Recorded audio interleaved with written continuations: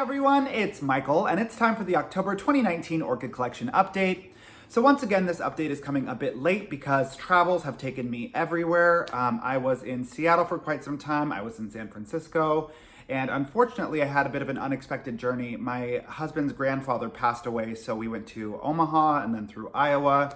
So it's been a bit of a challenging month, emotionally, but also in terms of just taking care of all of my responsibilities. So thank you as always for being so understanding and patient as this content is created. So let's talk about what's happening this month with the orchids.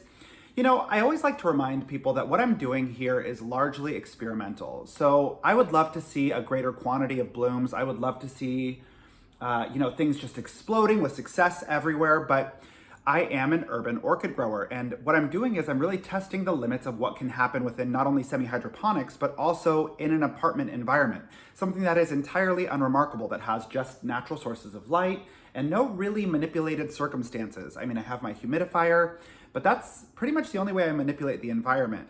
So having said that, there are some things that really do need to change. I have been really shying away from using artificial light because I just wanted to see what I could do without it, but I do think it's necessary given the volume of plants and how limited windowsill space I have. So there are some things that are withholding my plants from really hitting a stride. A lot of that originates from me, like doing the slow release fertilizer experiment, really set things back. If you haven't seen that video, I'll link it below. But I am really coming to understand precisely what they need and what I have not been giving them to successfully flower. So some changes are going to be made. Having said all of that, the way that I'm proceeding with my orchid collection this month is I'm continuing to do a monthly flush with reverse osmosis water once to twice a month. And in the past few months, what I've been doing is soaking all of the orchids for a period of about an hour in that reverse osmosis water and then draining them to allow any excess mineral buildup to really kind of, soak, break apart, and then resolve. It's so time inefficient. I wish I could do it every single time because I know that the plants really, really love it, but it's just not sustainable given my schedule at the moment. So what I'm doing now is really just targeting the plants that need that sustained soak. So I'll show you a few examples as we go through the collection. My Cloecia is one great example. There are certain plants that are very symptomatic of having mineral buildup, and those are the ones that I will continue to target and soak monthly. But in terms of having 60 plus orchids, there's no chance I'm going to soak every single orchid every single month. It just is not gonna happen, and I do wanna be a realist. So having said all of that, let's go ahead and jump in and start looking at the plants and see what has something new, different, and interesting happening this month. All right, my friends, jumping in with number one in the collection, this is my no ID mini Phalaenopsis. And what I wanted to showcase here was a couple things. Look at this beautiful aerial root system that it is putting out. And ever since that has become established, it has really accelerated in terms of its new leaf development. So that all looks really positive. But if we come deep down into the medium, you can see excess white mineral buildup. So this is a prime candidate for those regular hour-long soaks, as I was mentioning in the intro of this video. So this one is quite clearly telling me that it has excess mineral buildup and that needs to be resolved. Whereas other ones in the collection, you'll see the leca is completely brown, it is perfectly clear, it is perfectly clean. So those ones don't necessarily require the soaks, even though they can benefit from the soaks. So that's number one. Now we're gonna jump to number three in the collection. This is my Wilsonara Aloha Sparks. And what I wanted to showcase is how quickly this one has thrown out a highly established root system. So if I take you into the base, you can really see, hold on, let me move this. You can see exactly how quickly it's doing it and how healthy and vigorous those new root tips are. And when I take you into the actual container, the remarkable thing is it has just not wasted any time putting out those roots everywhere. Even all the way down to the bottom, you can see it is just starting to peek its root tips through the base. So that's pretty remarkable given what a short time span it has had to recover. But this one is bouncing back quite quickly. It just needed that top layer of sphagnum moss to really encourage that root growth to initiate and move downward. Now we're gonna move on to number four, almost an identical story to number three. This one completely stagnated because there was so much mineral buildup. So I finally got it repotted. I put the top layer of sphagnum moss, and for a short while, it did struggle with some buildup on the moss itself, but with regular flushes, it slowly but surely resolved. And now there is no more buildup on the moss, and you can see it is finally venturing down into the leca. So you can see it putting roots down directly into the sphagnum moss as well, but more importantly, into the leca. So this is finally getting some momentum behind it.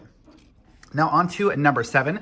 This is my To My Kids Dendrobium Nobile. And what I really wanted to showcase here on this one is that it's just time for dormancy. So I have been fertilizing this with dilute nutrient solution this entire season. And now, since it's past Halloween, I'm going to shift it into dormancy. If you haven't seen my video about doing that, I will link it below. But what I've done for the past maybe 2 weeks is just give it regular plain distilled reverse osmosis water instead of nutrient solution. And then from this point forward, it's going to receive no water at all until around Valentine's Day. And that has been very successful for me to get this to rebloom without a significant drop in temperature. So that is exactly what's happening. Now I'm filming this one slightly out of sequence, but this is number 12 in my collection. This is my Oxlottery Prince Phalaenopsis, and I didn't want to remove it from where it normally sits because there's a couple things I wanted to show you.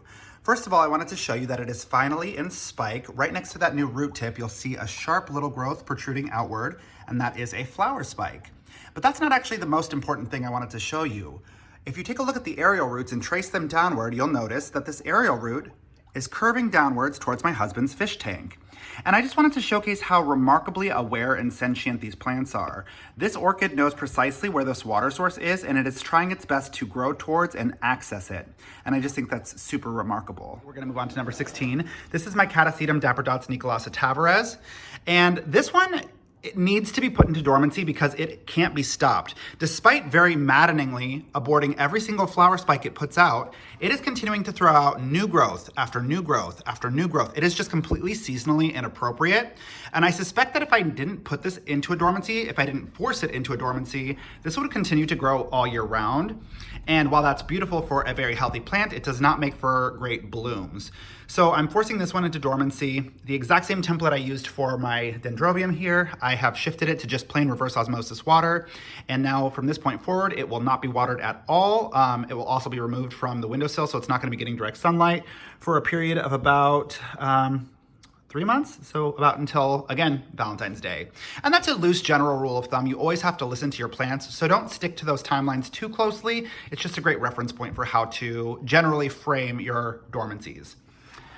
So we're gonna move on to number 25. I am so surprised. This has been in bloom for so long, for months now, but this is my Epidendrum Green Hornet, and you can see it's just beginning to drop its blooms. Such a gorgeous flower. I'm so pleased. And I suspect that we're gonna have another flower spike coming out shortly from this new growth. This is just one of my very consistent bloomers. I absolutely love it. Wanted to show you that. A slightly less happy story. We're gonna move on to number 26. This is my Aloha Stellar. I've showcased this one many times. I think what's just interesting about this one is watching its demise. I know that's really sad and kind of, I don't know, dark to say, but it's interesting to watch how systematically this really processes its own energy. So you can see, look how much this has died back. It's old bulbs. It is slowly extracting nutrients from its old bulbs. And it has really halted. It's completely stagnated. The reason I haven't thrown it away yet is because it still has 4 viable bulbs, actually. And in order to be a viable plant, you need to have, on average, of course, there's room for negotiation. You need to have 3 valid or usable pseudobulbs. Now, this hasn't done much of anything. It hasn't put out any new roots. It has just slowly extracted its energy from its old pseudobulbs.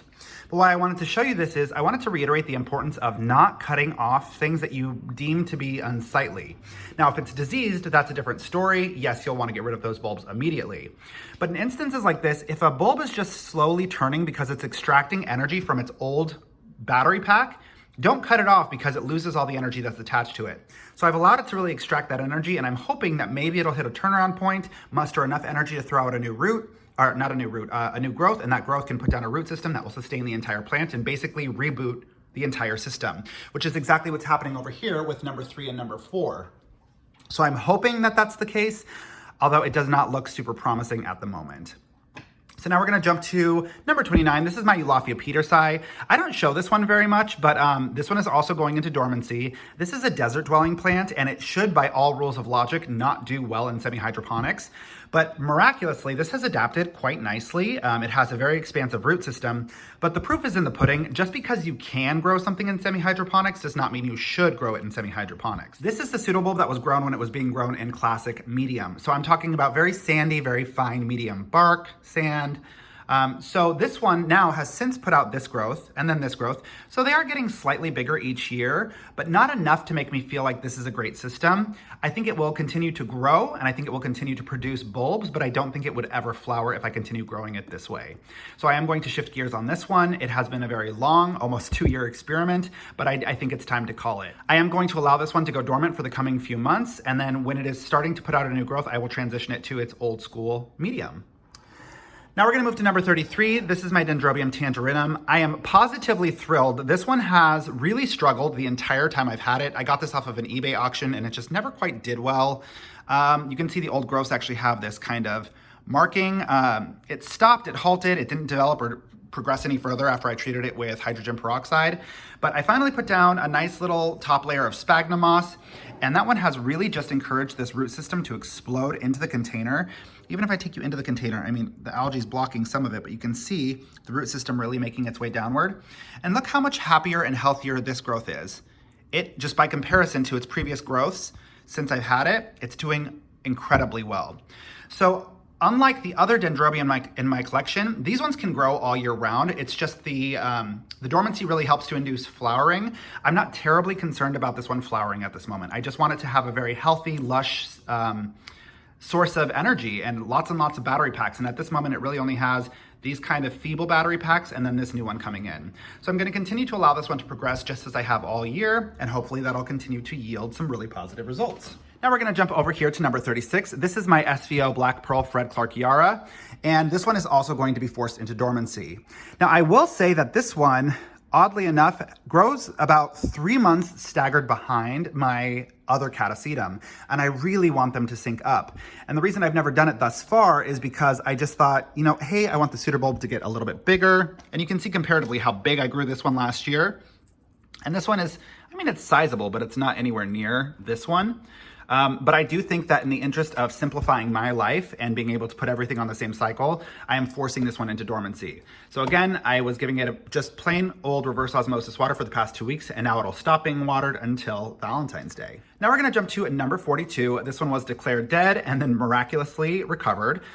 So this is my Spathoglottis plicata. And again, the pseudobulb's completely withered and decayed. And then it put out these new growths, and I added a top layer of sphagnum moss and put it directly in the window. I really have embraced the grow or die mentality. So anytime something isn't doing well, I just put it in the windowsill and add a top layer of sphagnum moss and say, well, it's either your time to, you know, catch up or die. And this one just really excelled. You can see it's finally plumping up and creating its own brand new pseudobulbs.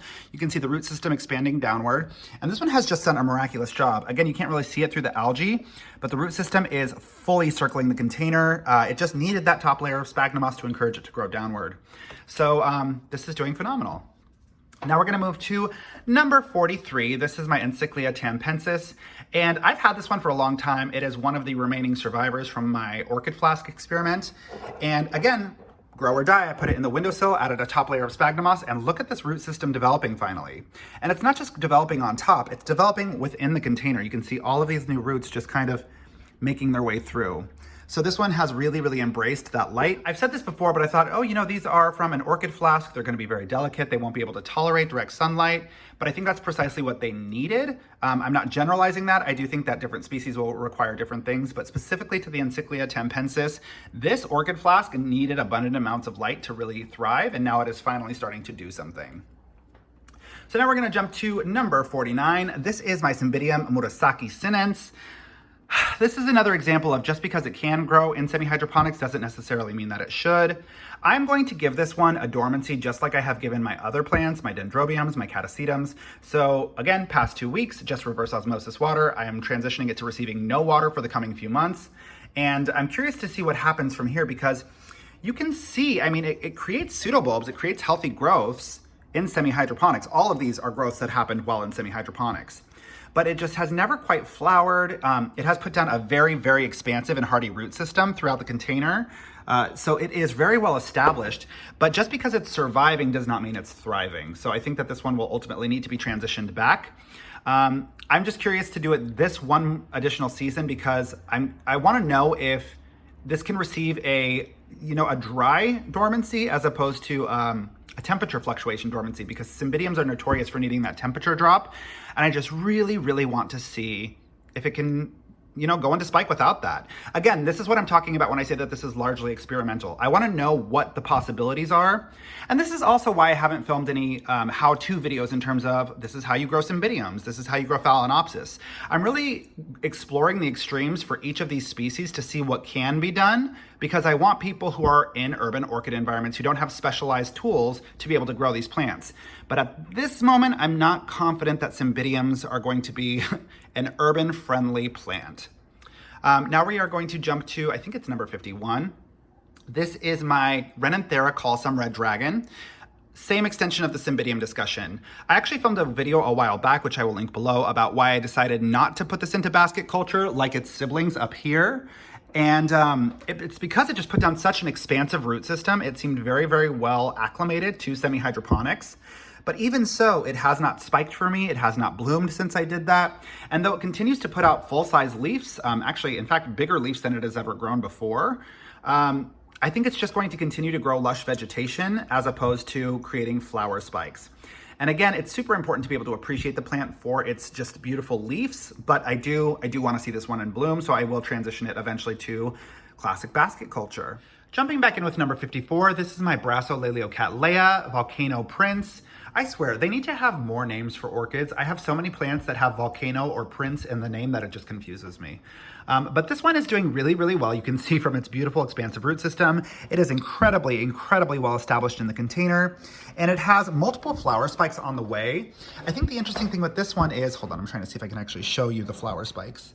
I don't know if you can see right into the flower sheath, right there. It has flower spikes peeking through the sheaths in multiple locations. But I think what surprises me about this one is I anticipated that this one would behave much like number 28, which blooms so easily and so quickly. This one, on the other hand, it has been developing these flower spikes for quite some time. So I don't know if that's unique to this species or if it's missing something, but it doesn't appear to be deficient in any way. I mean, the leaves are super turgid. It seems very happy. It has a very well-established root system. I guess I'm just not accustomed to seeing Cattleya types take this long to really complete their blooms. So I'm eager to see this one in bloom. On to number 56. I just love my regular and consistent bloomers. Number 25, number 56, they just are so predictable, and that just makes me so happy. So this is my Miltonia Sunset. It has this beautiful, beautiful flower spike coming in right now. And what I think is interesting about this plant, and I don't know if it's just because it's really healthy and has a really well-established root system, or if this is just something that's symptomatic of the entire group, but it is able to produce flower spikes and new growths at the same time. So you can see it has this new growth coming in here, and it has a flower spike here. Now, by contrast, number 8 over here in the corner, my Banfieldara Mystic Maze, if I see a new growth on it, I know that the old growth is not going to create a flower spike because it's either going to invest its energy in the flower spike or a new growth. This one is capable of doing both at the same time. And again, I'm not sure if it's because it has excess energy or if it's because it is just unique to the Miltonia Sunset, but either way, I'm thrilled because it means more blooms sooner and faster. Now we're gonna jump to number 59 in the collection. This is my Cloesia Rebecca Northern. And what I wanted to show on this one is the miracle that it is still alive.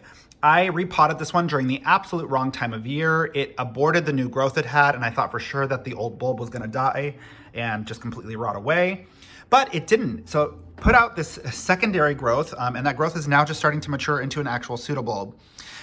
What I do want to showcase is this is another prime candidate for regular soaking. You can see it is still struggling with mineral buildup. Unlike my other Catasetum types, this one does not like slow release fertilizer, and I just didn't want to disrupt it again because I thought for sure that would kill it. So once this finishes its growth, so I'm not going to put this one into dormancy immediately. I'm going to let it grow for another maybe month or two. And when it's healthier, I will try to get it to align with my other Catasetum types. But I don't know, it's just, it needs to have a more regular source of nutrient solution, but it does not want slow release fertilizer. So now we're gonna jump to number 62. This is my Epilelio Cattleya Volcano Trick Paradise. I told you, so many volcanoes, so many princes. But this one, very similar to number 54, it's had flower spikes on the way in the sheath. You can see it right there. You can see the little shadow illuminated in the sheath. It's had them on its way for its while, but it is taking so long for them to develop into full blooms. And I'm not sure why that is. The other thing I really wanted to showcase is look at this root system. I have never in my life seen a plant that has a more established root system. The container is almost completely opaque. I mean, look at this. The container is almost opaque with root growth. It is so well established. I don't know how I will ever get this out of this container. So it's pretty remarkable. And for being as well established, I thought it would bloom faster, but it is taking its sweet, sweet time after the appearance of those flower spikes to really develop into full blooms. So we'll just have to keep watching this one. And with that, that's pretty much it. Thank you as always for choosing to spend your time with me. If you have any questions, concerns, or feedback, go ahead and leave it in the comment section below. Be sure to support one another and be kind in the comment section because I am so seldom available to do so. Be sure to click subscribe and have a beautiful rest of your day. Love you guys. Bye.